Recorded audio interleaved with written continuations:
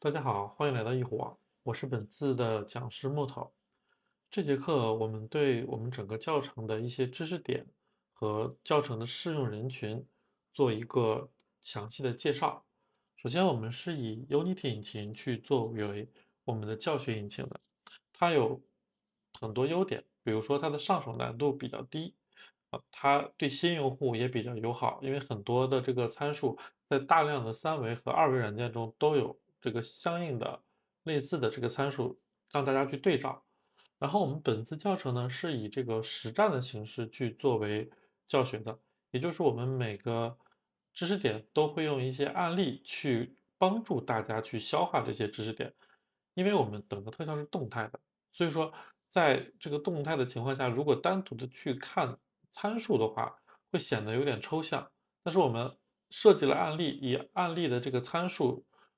让大家实时的看到这个粒子的动态。我认为这样的话是比较具象的，也方便大家去理解每一个模块的这个作用。然后我们的课程体系主要是有几项，一个是 Unity 的粒子，一个是3维软件的建模和 UV，还有一个就是贴图的绘制。那粒子系统呢，我们会详细的讲解它的每一个模块，比如我们的粒子系统中，在上面的粒子参数和下面的每一个能点开的模块中，我们会详细的介绍上面和下面的这个参数是怎么去匹配的，并且也会教大家一个基础的材质的概念，也就是在下面我们是以材质的形式附着在这个粒子上，也就是类似于贴片儿、贴花儿。这样子的话，以这种方式调节粒子的动态和材质的配合去制作特效的。然后我们本次课程除了比较适合初级的特效师以外，我们还要比较适合一些中级的特效师，因为中级特效师他们有一个特点，就是可能对于粒子系统来说，他们参数和模块儿都比较了解了，但是做出来的东西呢，可能受制于审美，或者是受制于想的不够多，它的整个气氛或者是整个细节没有做出来，而看起来很干瘪。那这样的情况下，本套课程也是比较合适的。同样呢，我们的这个课程也比较适合这个特效的爱好者，因为有些人可能会想去做 mod，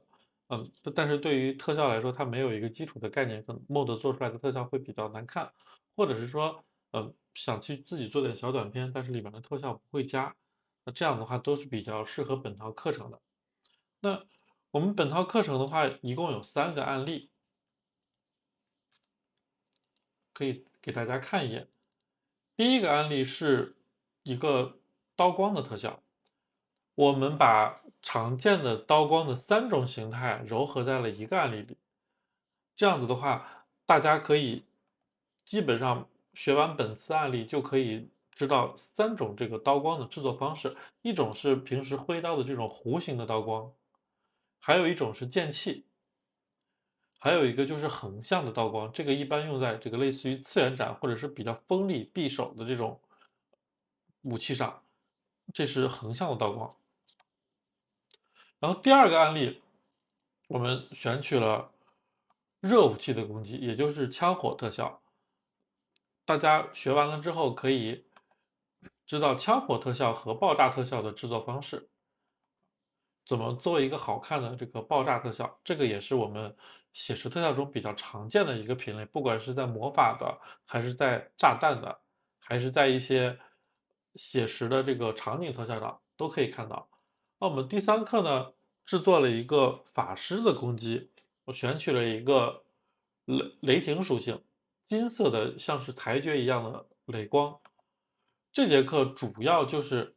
教大家怎么去制作闪电啊，闪电的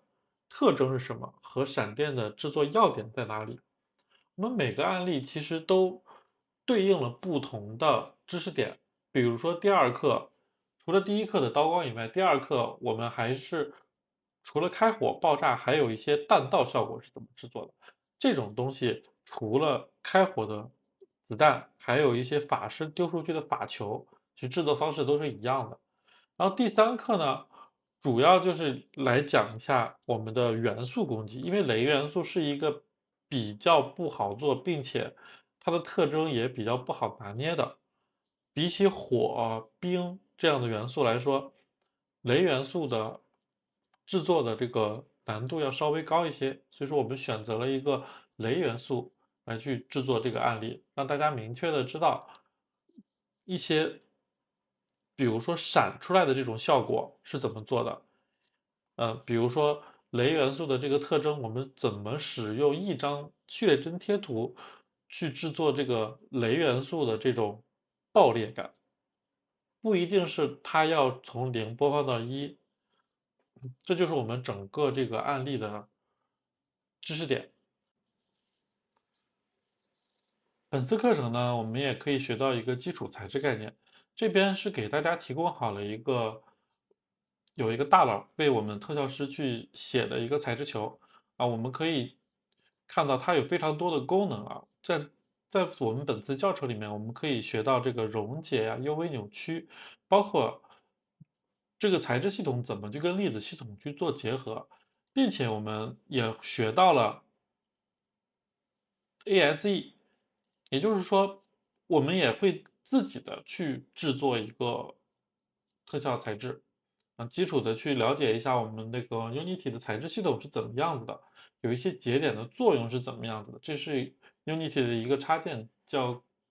ASE 啊，它是一个可视化的材质工具，我们可以去给它去制作这个材质。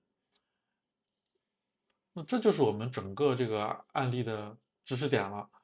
相对来说还是比较丰富的，大家可以在半个月左右的时间，应该可以把它复刻完成。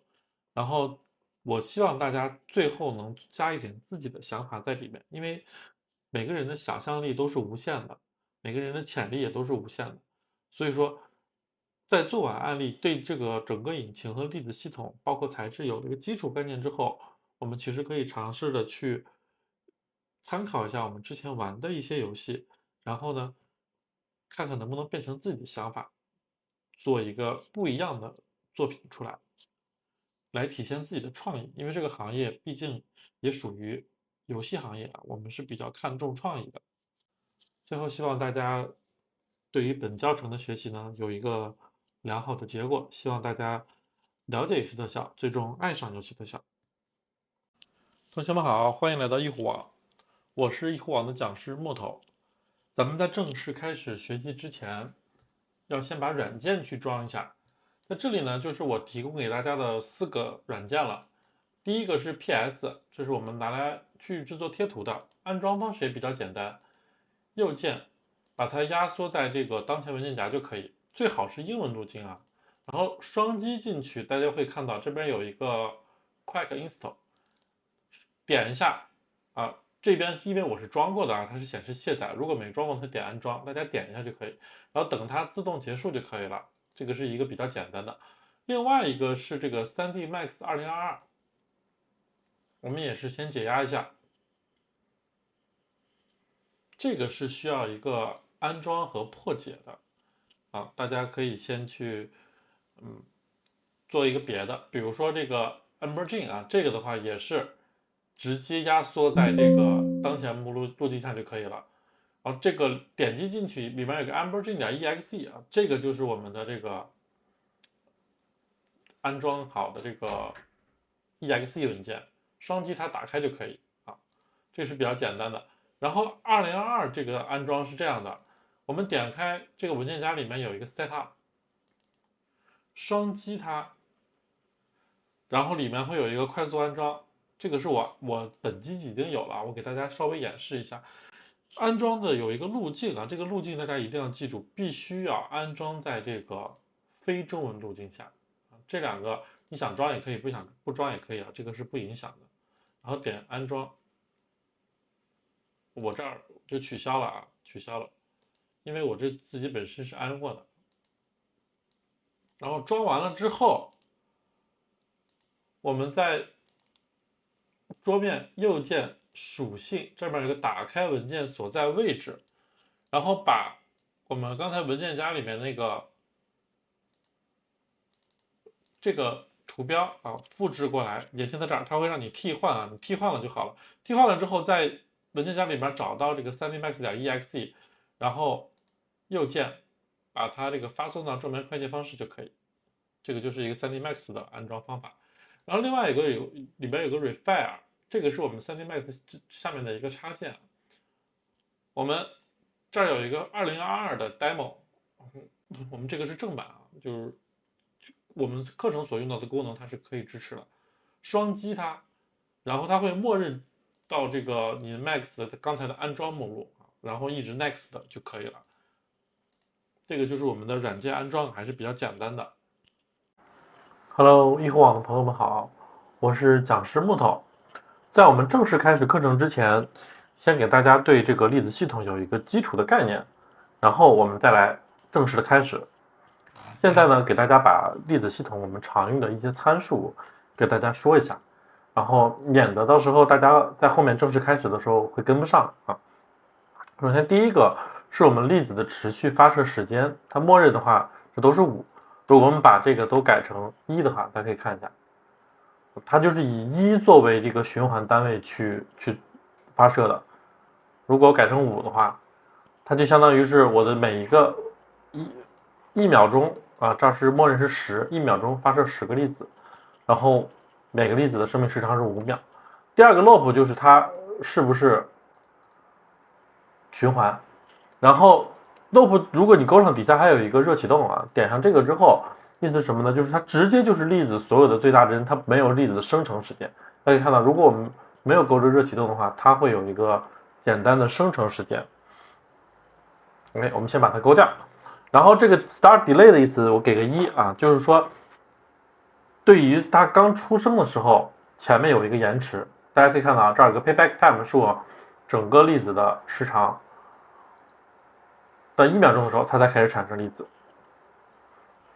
然后这个的话是我粒子的生命时长，也就是说我第一个粒子的生命时长是1秒。大家可以注意一下，这个粒子是第一个产生的，它1秒钟之后它就消失了啊。大家看，哎，这为什么会是1.1秒呢？是因为我们在这个发射的时候，比如说我这是1秒钟发射10个粒子，但是实际上第一帧的时候是不发射的，也就意味着我们1秒钟只发射了9个粒子。然后这个的话是它发射器属性下的粒子的速度。这样的话它初始速度就比较高啊，就是产生粒子的初始速度。然后底下有个 3D size， 这个的话是可以把它变为一个不规则的这个放大，比如说这样的话就是横向的是5，纵向的是1啊，这个的话也是比较简单。然后还有一个 start rotation 啊，这个的话就是它开始的时候的旋转角度我们一般都会给一个这个0到360随机旋转。大家可以看到啊，这边是有个小三角的地方，是都可以对它进行这个修改的。比如说 random， 就是说让它在2个随机值之间任意的产生，就是 0.2 到 0.2 到1任意产生。然后这儿还有一个曲线，这个曲线是什么意思呢？这个曲线意思大家可以看到，我稍微给一个曲线，但这个意思是我刚产生的第一个粒子它是 0.3， 然后1秒钟之后，就是我这个持续时间不是1秒吗？1秒的时候，就是在这个在这个粒子生成快结束的时候，我是生成越来越大的，也就是说我这个产生的粒子是一个越来越大的过程。大家注意，它不是粒子在扩散放大，也不是粒子自身在放大，而是我产生粒子的初始大小在放大。看到吗？还是比较明显的哈。OK， 然后这个的话就是它初始的颜色start color。同样它还是可以给，比如说 to color， 就是它在2个颜色之间做随机值，对吧？还可以给这个渐变，也就是跟这个曲线是一样。那也就是说，它跟我们刚才的意思一样，它的初始颜色是过渡的。比如说上面是阿尔法值也就是说它的那个透明度，我这是红往这个蓝色，大家可以看一下，先开始是红色，到最后是蓝色，对吧？这个是也是一个比较简单的。然后这个是重力，上面这个不要管不要管，就这个是重力，也就是说它会有一个产生一个向下的力，这个是来模拟我们的这个它的这种带重量的物体的这个粒子效果的。然后这个呢是这个它的针对于这个，如果你的发射器在移动，它怎么办？大家可以看一下，如果我在这个发射器移动的情况下，我这个是 Word 的话，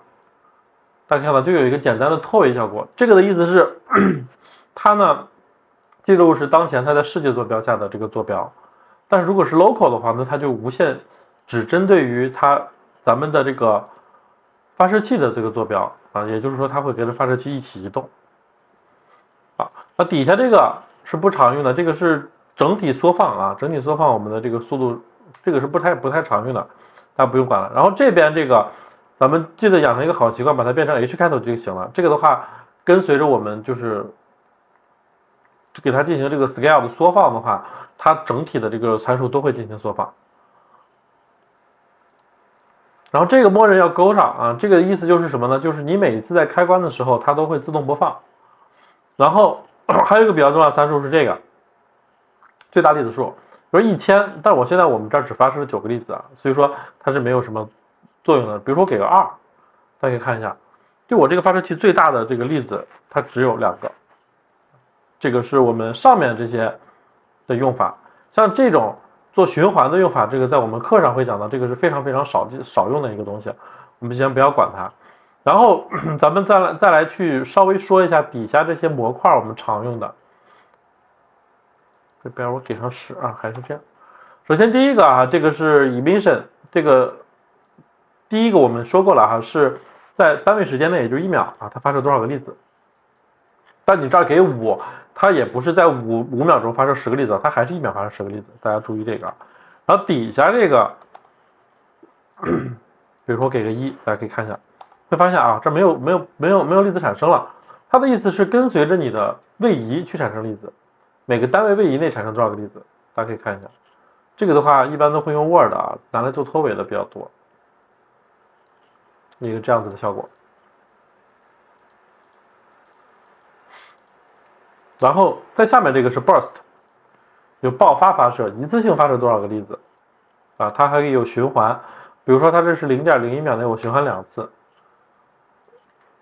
把粒子数给多一点啊，它就会有2次的循环。比如说我这儿给个0.2秒，它会有一个2次爆发的这个效果。然后我们点开这个发射器范围，我们可以看一下。在这儿呢，底下是有一个发射器范围的。第一个就是我们比较常用的是一个圆锥发射器，上面这个是它的扩散角度啊，下面这是它的圆心的这个角度。然后底下这个是干嘛的呢？底下这个就是说它的一个内心圆、同心圆。现在我给0.5，就是它只在这个0.5到1的范围内发射啊。同样的，就是我如果要是给它很大，给它0，它就是只在它的边缘发射。啊，我们这儿有非常多的这个发射范围，比如说我们常用的这个圆形、球形啊，然后呢，还有一些比如说 circle， 也就是线段，就是环线啊，还有这个线段 edge， 这个是我们一个比较常用的，当然底下参数其实都差不多，比如说 rotation 啊，这个是只针对于这个发射器的旋转啊，包括这个缩放也是只针对于发射器的。然后底下这个是 velocity of lifetime， 这个大家注意一下。大家可以看到这边有非常多 of lifetime 的这个值，这个值是干嘛的呢？它是针对于粒子在它整个的生命时长内的，这个要注意一下，它就不是我们所常见的这个发射出生的这个初始的了。比如说在这儿啊，我在这儿给一个 velocity of lifetime， 然后如果你给常量，其实跟上面是没有区别的，但是如果我给曲线，我这个让它是 z 轴，z 轴冲上的嘛，啊，它 z 轴是一个0到10的这个变化，大家看一下，它这个速度会越来越快啊，它这速度会越来越快，就是一个这样，就是它的所有的都是针对于它整个生命时长内的一个变化，包括底下这个是螺旋力，它会有一个往上旋的这个效果，这个是螺旋力的这个偏移，然后还有一个比较常用的是什么呢？是这个有一个 radio， 这个是什么呢？比如说我这儿给3，然后我不给速度，大家看它其实也会有一个往外走的这个效果。这个效果是针对于什么呢？就是它到了这个3倍的你的初始大小，它就不动了，就消失了，也可以理解为就最大的生命时长，最大的这个行进距离就是你的范围的3秒。然后底下这个是我们这个速度的这个缩放值这都是可以给曲线的，可以看到这都有这个都可以给曲线的。给曲线的意思就是给它一个这个移动的这个，或者是给它一个变化区间相当于是给它一个动态。这个的话是速度的缩放值。下面这个这个也是我们比较常用的，这个是一个阻力这个1的意思就是你这个阻力最小能让它影响到它是几，比如我们现在是5，那它如果是1的话，就是它最后的速度是1。我们给一个阻力，给个 0.1， 大家可以看一下，它会快速的出来之后，有个阻力效果，慢慢的就到了这个最小移动速度了，就它吸离子消失的时候最小移动速度了。这个也是我们比较常用的然后底下这个是速度继承，这个经常拿来做什么呢？大家可以看一下给大家一个这个概念。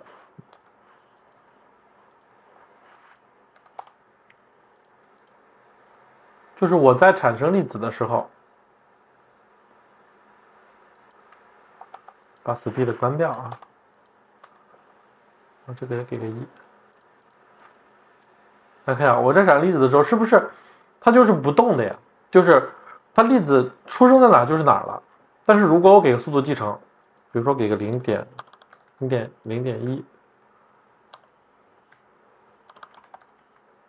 它就会继承一下之前的速度，它会接着往前飘一点。大家可以看到，它会有这个咱们以沿它发射的这个方向，也就是它速度的方向去做一点点这个惯性。这也是我们常用的。底下这个不怎么用然后有一个这个就是像这个速度继承下面这2个这个是不常用的，这个是力什么的不常用。然后有 color of lifetime， 这个是我们常用的，这个是拿来做什么呢？一般是拿来做这个粒子在它自己生命时长内的渐变的，给它一个淡出然后我们来看一下效果。大家可以看到它会有一个渐变并且最后有一个淡出的这个效果。然后这个 size over lifetime 这个同样的也是一样的，我们一般都是用来是曲线也可以给2个曲线，对吧？它 between 2个曲线，就让它有一个这个，比如说有的是从大变小，有的是从小变大，给一个随机值。然后 rotation 这个跟上面也是一样的，也是给曲线，或者是给个常量。给常量就是跟上面是一样，就是它会有一个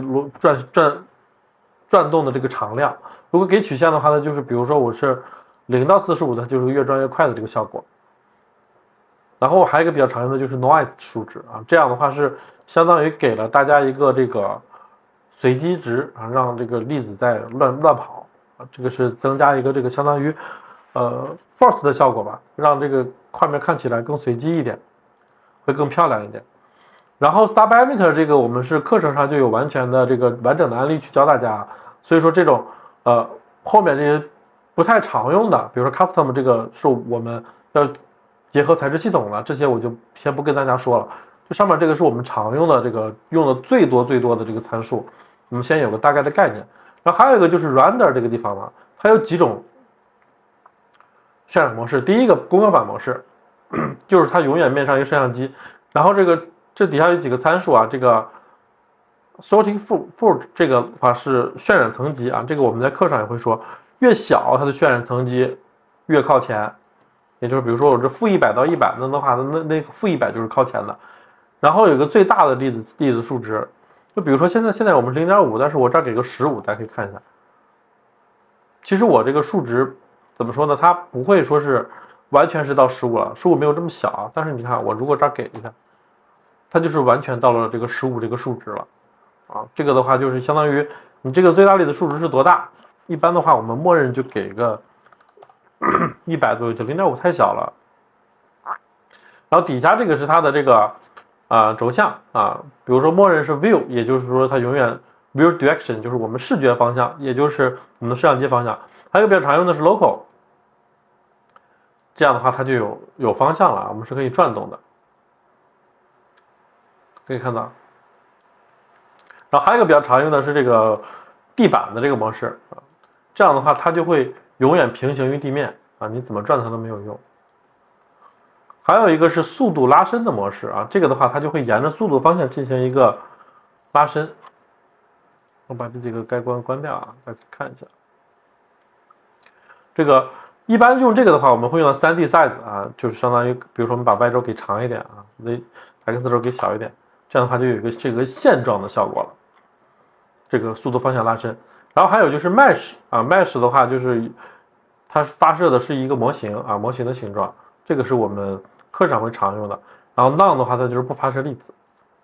OK， 这个就是我们整个粒子系统最简单的一些参数设置了啊，包括一些参数的作用。搞完这个之后，大家对它稍微有个概念，然后我们正式的开始课程的这个制作。这样的话，我们在前面敲这些参数的时候，大家就有个基本上的这个印象啊，这个好像是干什么的，会方便大家更理解一下。